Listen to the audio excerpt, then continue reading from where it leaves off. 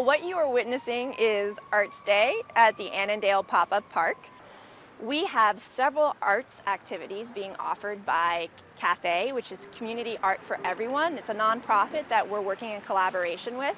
My organization, the Department of Planning and Development Community Revitalization Section, has been working with the Fairfax County Park Authority to host a series of events this summer in Annandale to help activate this space and to help provide an opportunity for people in Annandale to come together and connect. Because right now, Annandale doesn't really have a whole lot of public spaces.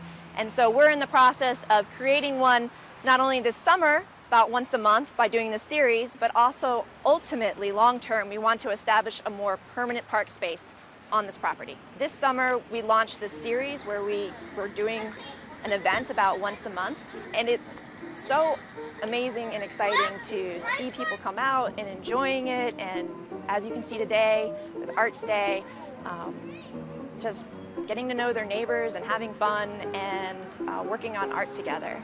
And so we think offering not only this series, but ultimately trying to build a smaller park while we work towards this larger vision is something that will help contribute to Annandale's vibrancy.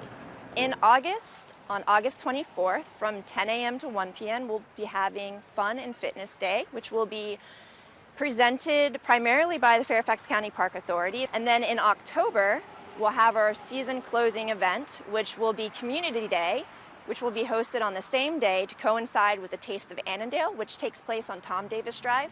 And that will be from 10 a.m. to 4 p.m. We're trying something different, and we would really love it if more people from Annandale and Greater Fairfax would come and join us sometime.